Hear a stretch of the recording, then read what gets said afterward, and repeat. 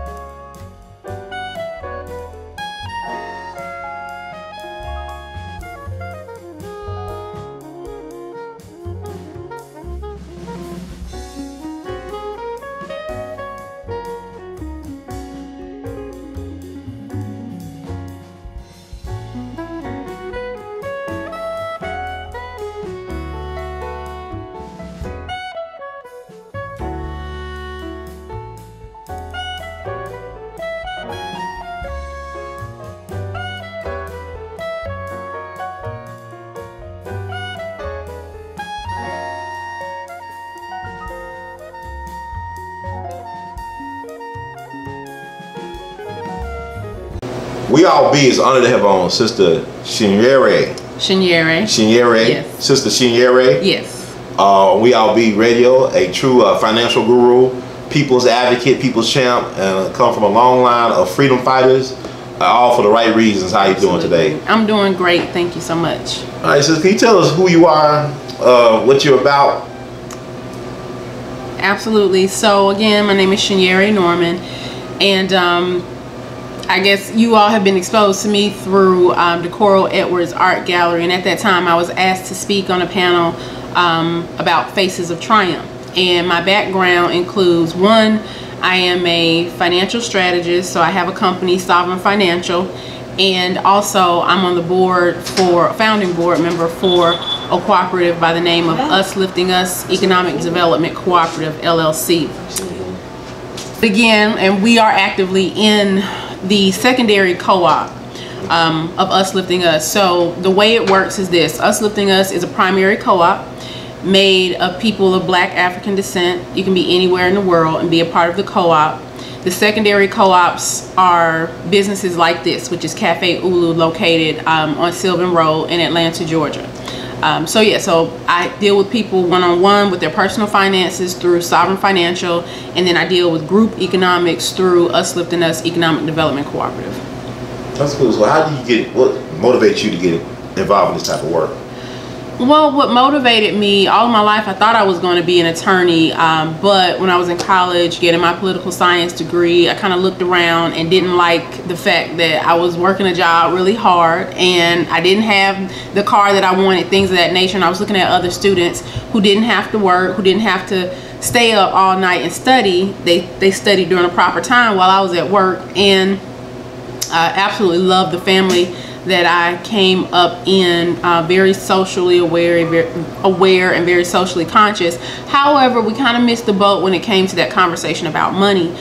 So my quest to figure out the secrets of the wealthy, if you will, and how to build and generate generational wealth, it really started when I was at Morris Brown. That's where it started, and I joined the financial services industry about 2006 with an insurance license. And the more I talked to people about the importance of insurance in their lives, I didn't like, for those of you who are in the insurance field, you know what a chargeback is. And if you don't do your due diligence with the client, you can give them insurance or have them sign up or sell insurance to them, but months down the line, insurance is one of the first things to go. When the light bill gets tough, or when responsibilities get tough, a lot of times people will say, well, I'll get insurance at another time. And so you, as that agent or that advisor, then have something called a chargeback. So I didn't like that. I learned very on that I had to dig deeper down into a person's financial situation to figure out what type of coverage would really fit into their lifestyle so they could have it for the rest of their lives, because that's something that in many cultures, it's almost like breathing to purchase life insurance. Even in ours, it is as well. But somewhere along the way, I would say the baby boomer generation, somewhere along the way between the baby boomers and Generation X, we lost our knowing as far as life insurance, as far as having life insurance. We didn't quite figure out that it was something very important to have. So we kind of lost our way with the insurance, but that led me to become an investment advisor. I just kept digging deeper into that financial conversation, personal financial conversation, and ended up with Sovereign Financial, which is, like I said, I'm a partner of Sovereign Financial, and I'm a founding partner, actually. How early should black folk be taught about financial literacy? Black people should be talking about, all people should be talking about finances, and not so much financial literacy, but understanding financial strategy from the time that your child is asking you for things that they want, and you're trying to teach them about needs versus wants. That's something that you should start teaching your child as early as possible when they start talking. So, talk about growing up. I know your family is very interested in your background. Can you talk about your background, your family? I mean, sure. That's a very unique story. Sure, definitely. A lot of times when people do ask me to speak or I'm being interviewed, it's very difficult for me to talk about myself without talking about my family, as it should be with all of us. So my mother and father, I'll start there. I won't take you all too back. But my mother and father were a part of the Republic of New Africa, also commonly known as the REparations, as the founding members of Republic of New Africa.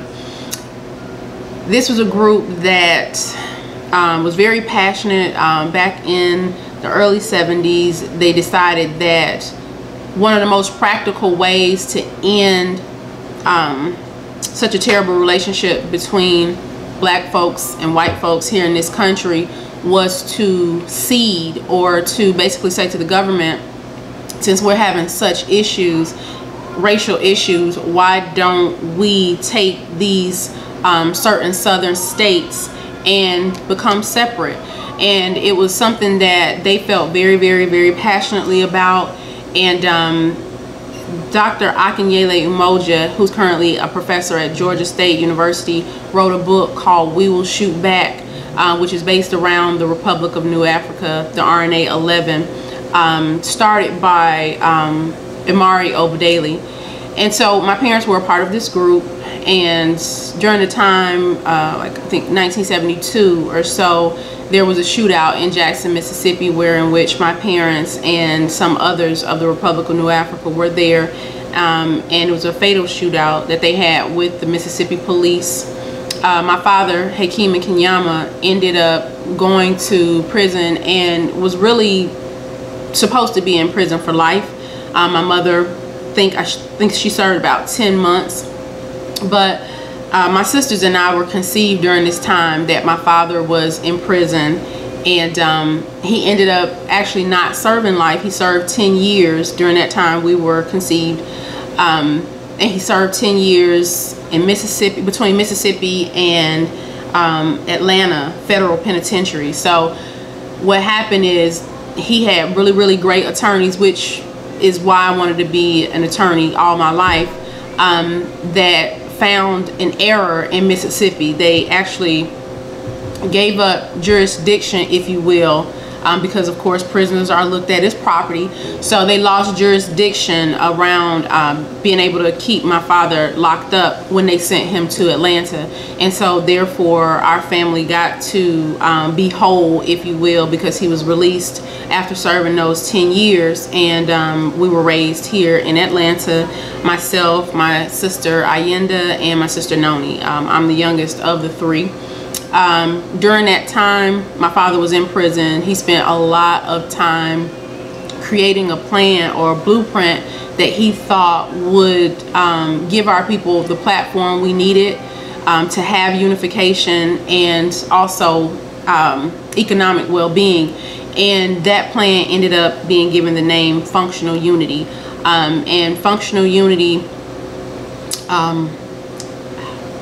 functional unity was introduced by the African community centers here in Atlanta. And out of the African community center, after about, I guess, maybe 10 or more years, I can't be certain about the years, out of that movement came Us Lifting Us, which is the cooperative that I'm a part of. It is an economic development cooperative. So our family, I would say, growing up, we didn't see our individual family as separate from the community.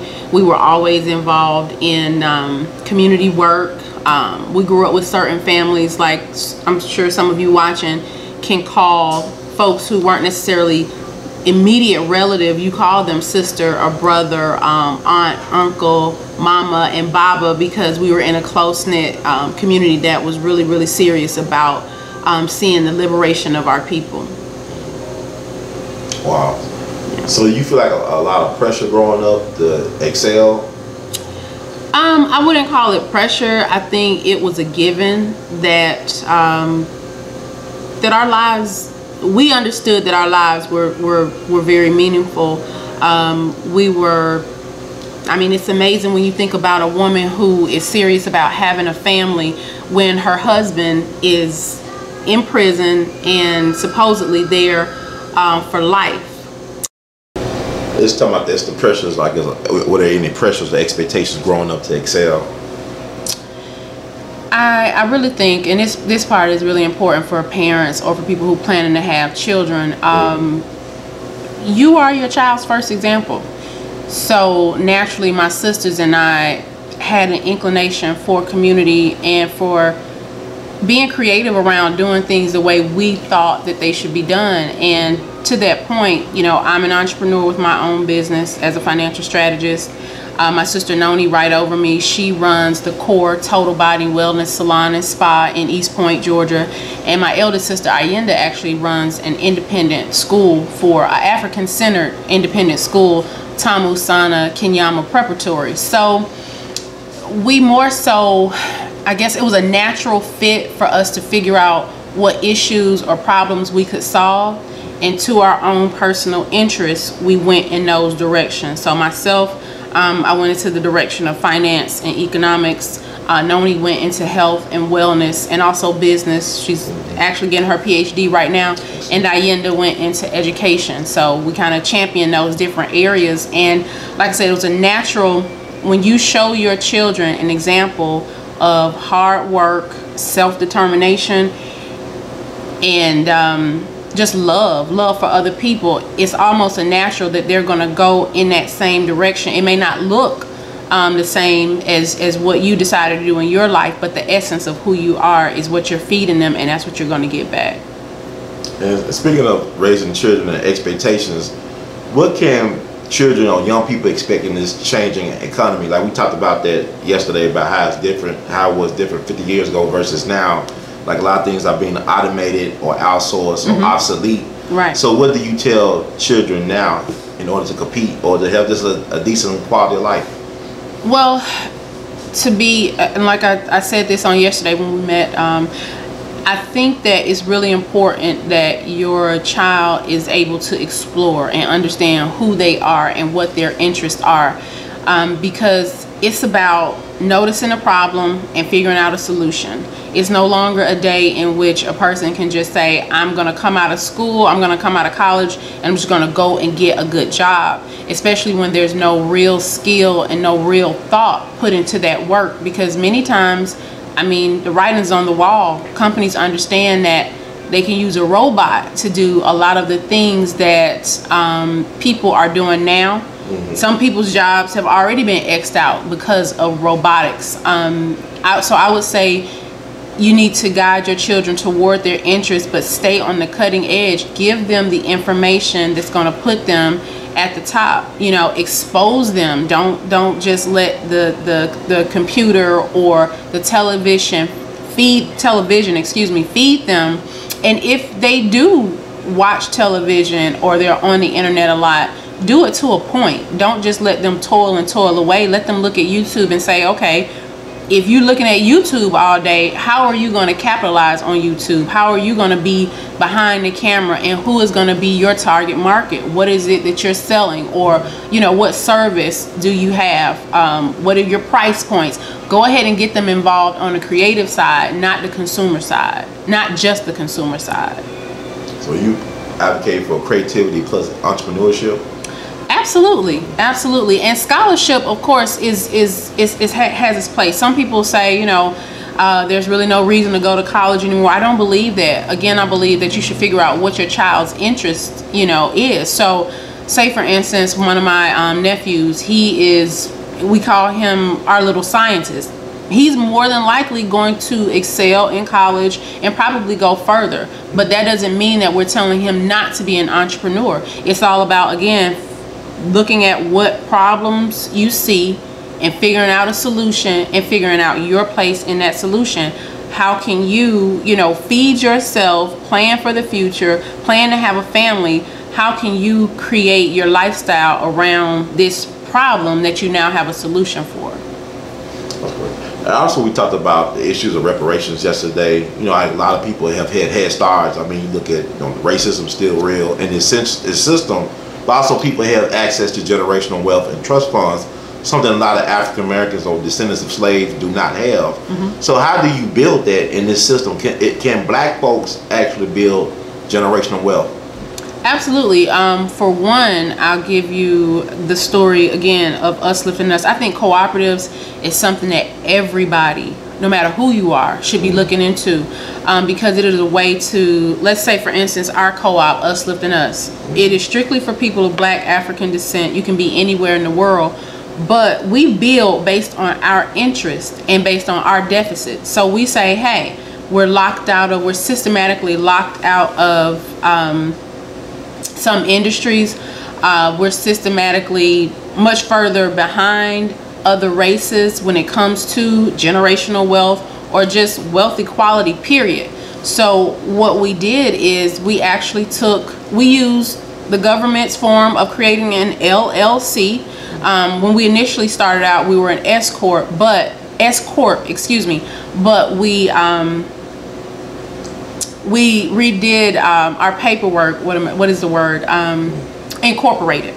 We reincorporated as an LLC because we understood that as an LLC, we're able to have limitless membership anywhere in the world. So what that meant was we created an entity around an LLC business structure that says, as long as you are a member and then you are also an owner, that means that the businesses that we create together, we could create as many businesses as we want in as many industries as we want, and you as a member owner have something now. You have an asset that you can pass down to your children, because again, a lot of people talk a lot about making a lot of money or getting a nice fat check, but the bottom line is you can't pass down a paycheck. You can pass down assets though. Not everybody is cut out to be a solopreneur, a business owner on their own. As a matter of fact, it can be a very lonely place. So a co-op gives you the opportunity to be a business owner and be in business with others toward your own interests, and again, create therefore an asset that you can pass down to your children. Now, something else very important that I teach people is the secrets behind life insurance.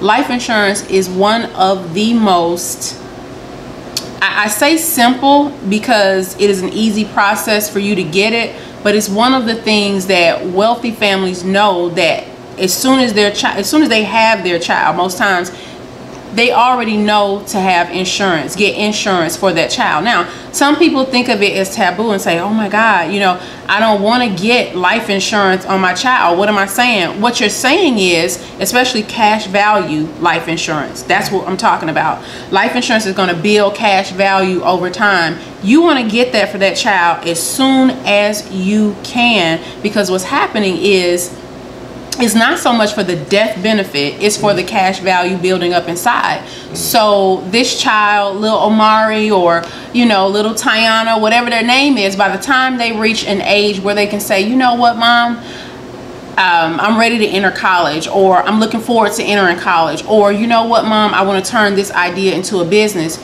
You actually there have built up for them their own bank of which you can use that money. Life insurance is tax-free. You borrow against your life insurance policy, no taxes. So they don't have to go to the bank and ask for a loan. They can simply get it out of their life insurance policy. Hopefully, you know, if you're the owner, you okay on it, but they have a head start. We have to give our children a head start. We can't keep starting over at negative, you know, as a community. And so life insurance, cash value life insurance, and they're different kinds, but a properly structured an index universal life. I won't get too deep into it. Right. If you want information on it, you can visit sovereignfinancial.us. But it's one of those things that gives you a lot more interest on your money than you're going to get at the bank. But yet it's something that, again, you can borrow from. And when you're borrowing money, you don't pay taxes. You do not pay taxes on a loan, but this is a loan from yourself. So again, it's very, very inexpensive when a child is young. If you get it when they're young, you pay on it on a monthly basis or on an annual basis. But again, this is something that is going to give them a head start. This is the one caveat though. You as a parent, in order to do that for your child, you have to have insurance on yourself first, right? Which makes sense. You have to have insurance on yourself, and we're all going to transition at some point. We just don't know when. So when you transition, that child therefore also has that death benefit, that $1 million, couple of $1 million, or $500,000 tax-free for them. And that is generational wealth right there. You can change the trajectory of your family just by getting a life insurance policy. So let me get this right. You can utilize your life insurance while you're alive. Absolutely. Life insurance has living benefits. Wow. Yes, it's not just about a death benefit. This is an asset. Wow. It's an asset. That's interesting. I didn't know that. Okay, I learned something. Wow, you gave away some nuggets. Absolutely. Absolutely. I want to ask you this as well. Have you seen the movie Black Panther? I have. I want to ask your opinion, your take on it. Cause, what are your thoughts about the movie?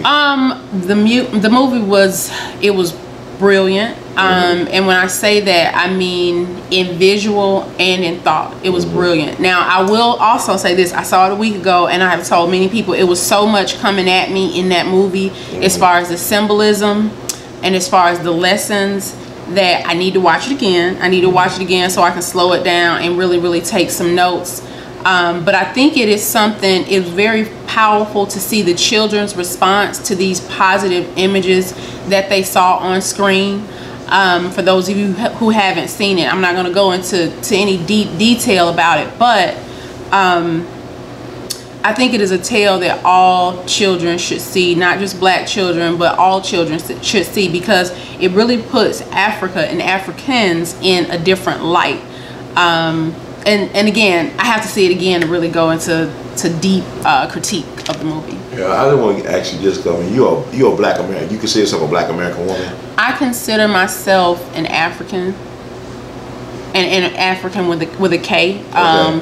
And again, that follows along the lines of my parents, the Republic of New Africa. It just basically means that, yeah, when I check off something, they don't have a check box for me for New African. They don't have that. So yes, I identify with Black American. For your question, I appreciate. Yes. The reason I saw Black Panther twice now, it was a great movie, but also I got to be critical of the movie in some of its taste, because it's a lot of stuff coming at you. But what I'm critical about, and it's been brought up, I look at the other people's reviews of the movie, is the fact that how it portrayed, or the lack of portrayal of Black American women in the movie, like even how they with the wig issue, how they was like, I thought that was a jab at Black American women, and the fact that Killmonger, he's a fan favorite, he's a favorite of mine. Right. Killmonger, like, we don't know who his mom is. We know she's a Black American woman, but there's no really mention of her. She doesn't have a presence in the movie. So what do you think about that? The fact that Black American women are insulted in a way with the wig thing, but also the lack of a mother figure for Killmonger. First of all, the wig situation. So I don't think a wig is necessary for a black woman to have. So if the opinion in the movie was that, or you feel like the opinion in the movie was that we should not? Well, I feel like it was directed towards, it was like a slight at Black American women, not any other woman, woman of color in particular, but Black American women, with weaves and wigs. Well, I mean, to be quite honest with you, we do a lot of damage to ourselves when we have fake hair. Period. We do a lot of damage to ourselves, and it's an image. It's damage to our image, damage to our actual physical health in a lot of ways. So that's not one that I really caught. So I didn't feel like it was a direct violation at me or to me as a black woman. I really felt as though maybe it was directed to the fact that we shouldn't have to feel like, or we shouldn't feel like we need those things. It was a costume. She got in costume. She did not like it. I appreciated the fact that she didn't like it.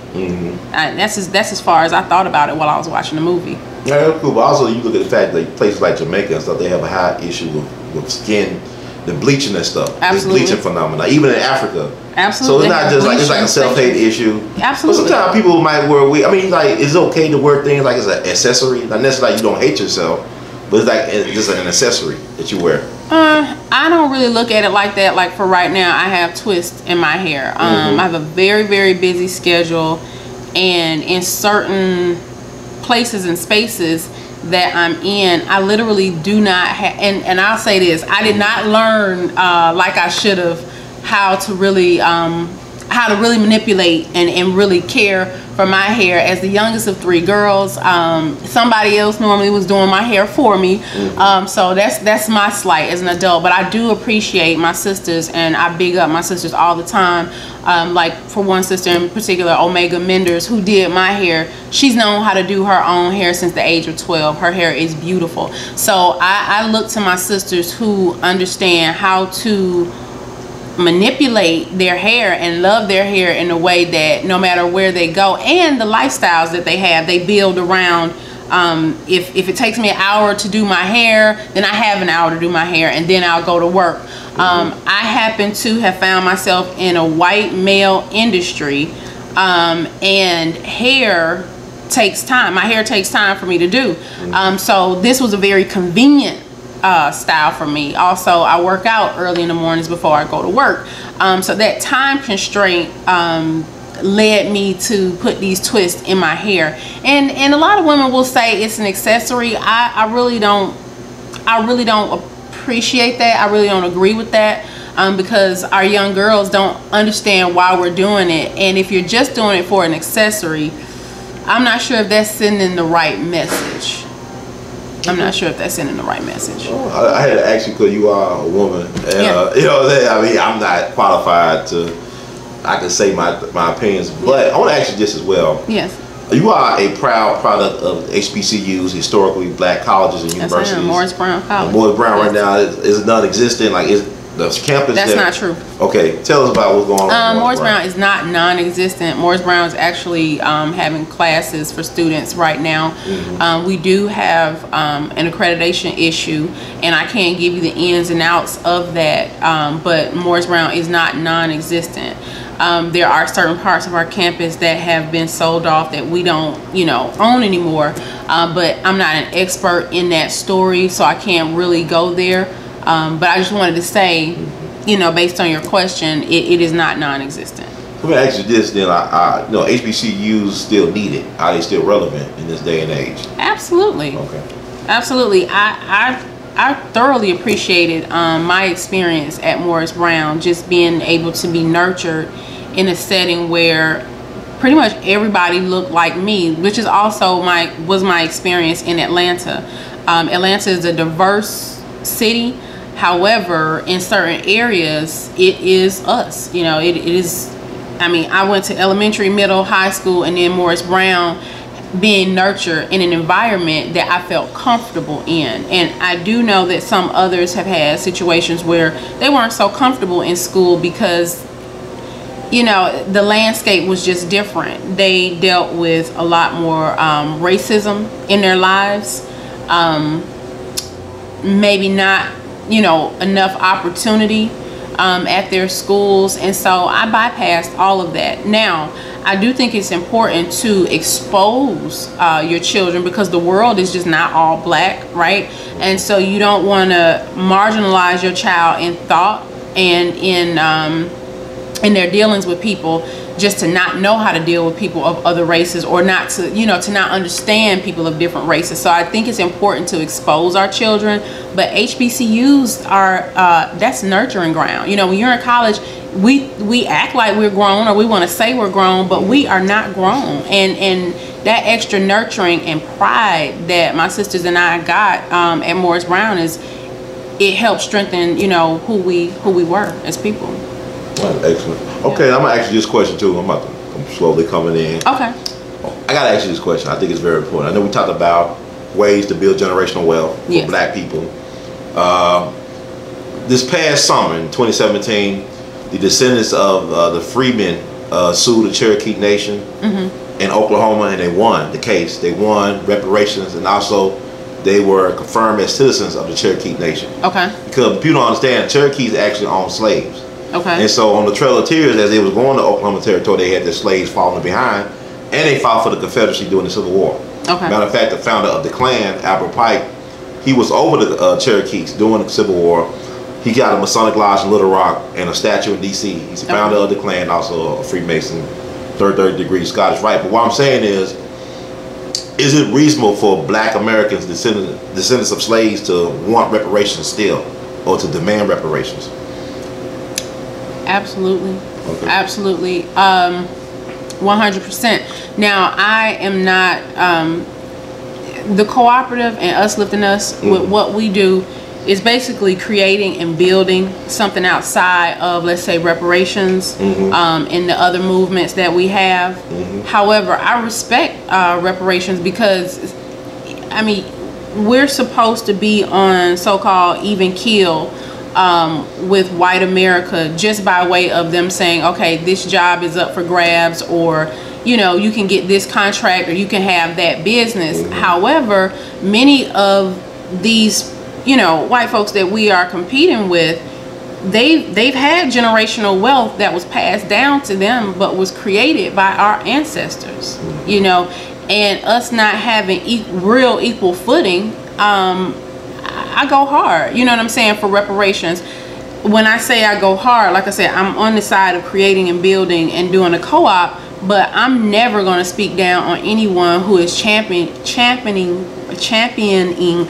reparations. I'm not sure if we will ever get, we will never get what it is that we're due, because this system by design was to take from us and make something out of that for people who don't look like us. So I don't really believe that we'll ever get what we're due. I don't think you can quantify that, but if we ever do, you know, get some reparations, I don't think that's a bad thing at all.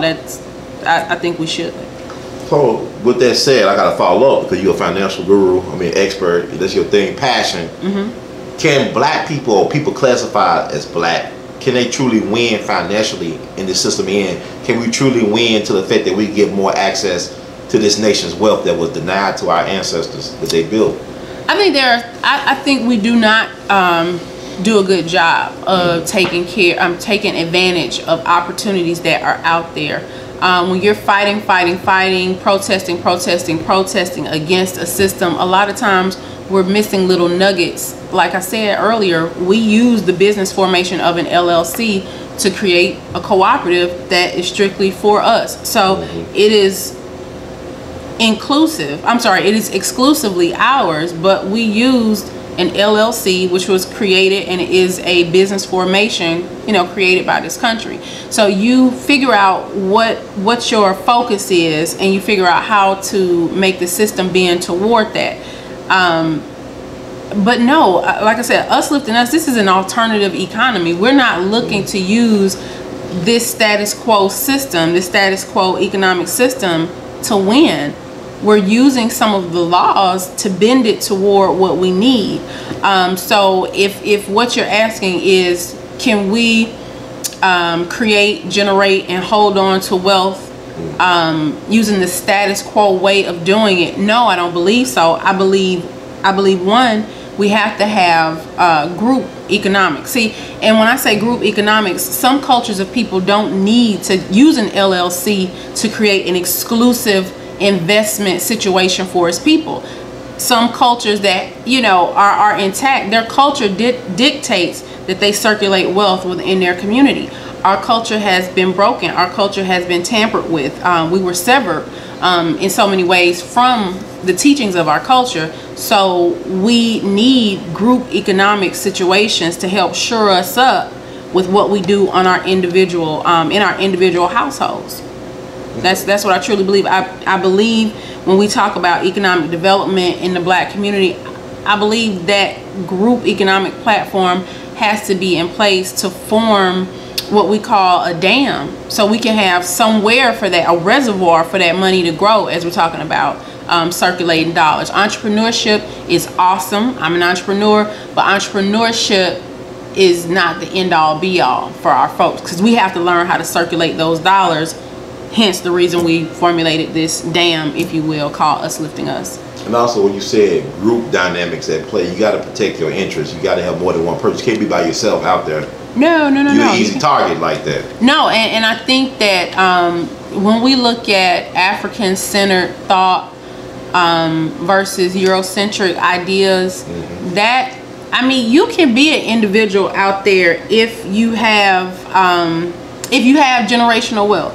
If the platform that you stand on, you didn't have to go and work for that. You know, you were born into, you know, money, so to speak, as we say. You can be an individual all day, but if that's not your situation, and your people were actually robbed of that wealth, and come from a state of brokenness, you need a group. You know, you need your pack. You need to do your individual thing, that's fine, but you also have to have that, you got to have that family-centered unit, which is what I believe wholeheartely, like I said, to shore it up. It's individual and it's group together. Yeah, cause like my problem is this, when people talk about being real, like we had this it was a great discussion in this, you know, y'all have great energy here. And it's great discussion. People talk about economics, but I don't know if you could be serious about economics if you're not serious about protecting your interests. You know, like if your government does not protect your interests, like, you know, you had people that got lynched in America. I mean, you had Chinese immigrants, Italians got lynched here, and America had to address their country of origin and pay reparations. Who speaks for Black people when it comes to our rights being violated? Who is going to be in Congress for 8 hours talking about Black Americans' rights should be respected, they deserve reparations? Who's going to speak 8 hours for us? Who's going to stand up and protect us with their laws? I don't understand how we could talk about wealth building if we're not serious about protecting our interests. You look at Rosewood, you look at Black Wall Street, you look at Wilmington 1898, you got all the Elaine, Arkansas 1919. You got all these examples of when Black folks try to get together and form unions and form co-ops and form anything that's beneficial to our growth and success as a people. You got a system that comes down on us and undermines us. Historically speaking, it always that does this. I don't understand. Help me understand, like, what do we need to be doing? Like, what are we missing? I can't help you understand that. I'm gonna be quite honest, because that's not I was a political science major, and I interned at the state of Georgia, the capital state of Georgia, and that was the end of politics for me. So I don't know who's going to do that. I don't know whose job that is. What I will say, what's different about what we're doing with Us Lifting Us, it's not any one particular community that somebody can come in and destroy. We have members right now in across 8 different countries. So it's more of a virtual community. It's about a mindset. It's about a sovereign mindset. So that is very hard to kill. It's something like some people might relate it to different cells of a certain sect, if you will, all over the world. So that's going to be very, very difficult to destroy. Okay, I look at Trump, man. I don't think about Trump's father, how he built the family's wealth. He used basically government subsidies. I mean, he was subsidized. The wealth was subsidized by the government, but they make people as individuals feel bad about getting EBT cards, and yet you working 40 hours a week. You know, again, an EBT card. Like I said, again, I think that we have to develop more of a sovereign mindset.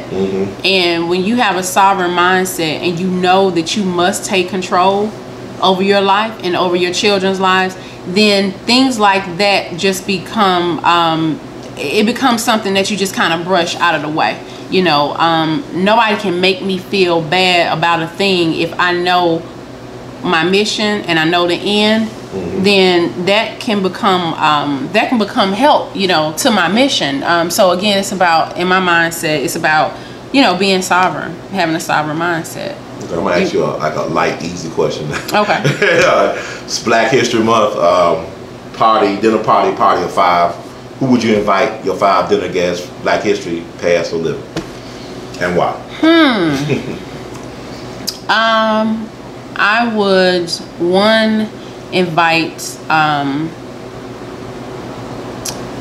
my great grandmother. My great grandmother, Hattie Colbert, that I did not know. A very strong woman, from what I know.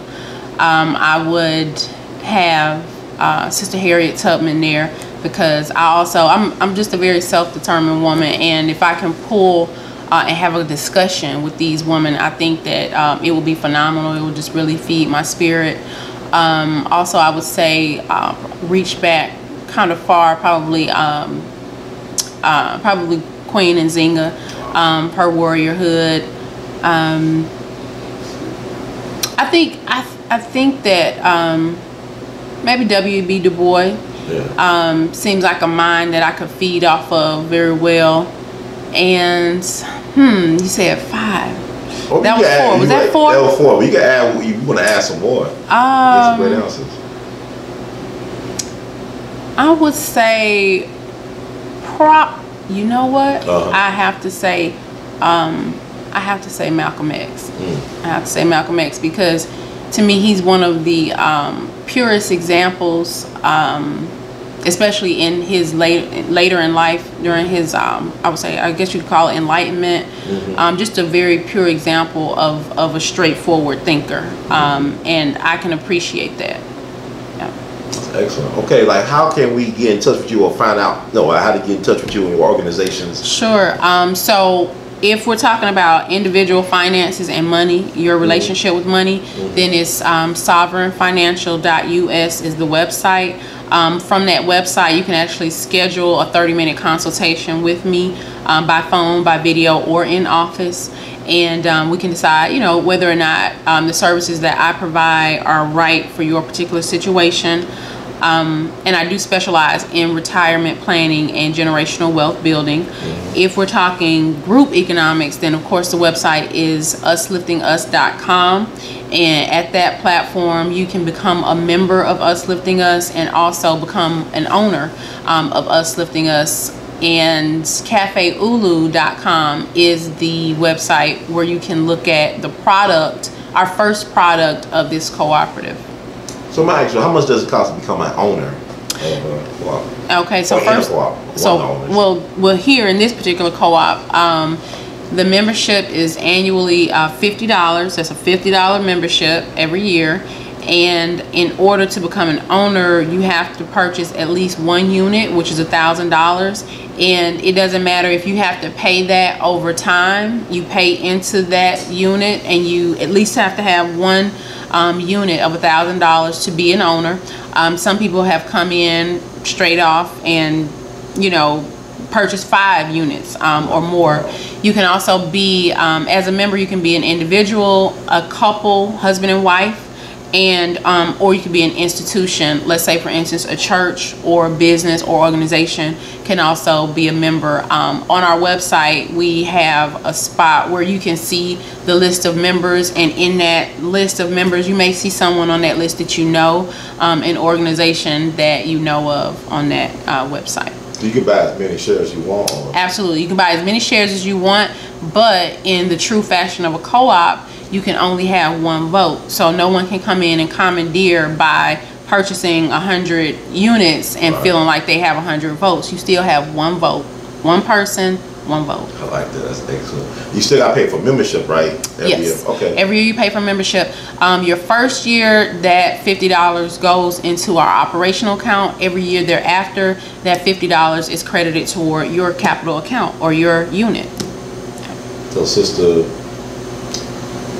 ChINyeRE. ChINyeRE. Yes, everybody calls me Shay, but it's ChINyeRE. Yes. Sister ChINyeRE. Yes. Did I mess that up? No, that's fine. ChINyeRE. ChINyeRE. Yes. I'm gonna learn it. I'm sorry. That's okay. God. Okay, I'm gonna edit that. But Sister Shay. Yes. Okay. Any closing thoughts or words or insight you'd like to share? I think one of the most important things that we can do is be aware. History repeats itself, and if you're not cognizant of what has gone on in the past, it's going to be very difficult for you to understand the landscape of what we're dealing with right now. So I would just say do your due diligence to learn more about yourself, our people, our struggle, and also not just our people, just history in connection with other folks as well. So you really understand the landscape. That would be it. Well, thank you, Sister Shay, for sharing your time and wisdom. Time is very valuable. Once you invest it, you can't get it back. Can't get a refund on it. That's so we appreciate your kindness and sincerity and wisdom. Thank you. In the words of Great Gilton, we love you madly. Keep on producing and pushing. Thank you. I appreciate it.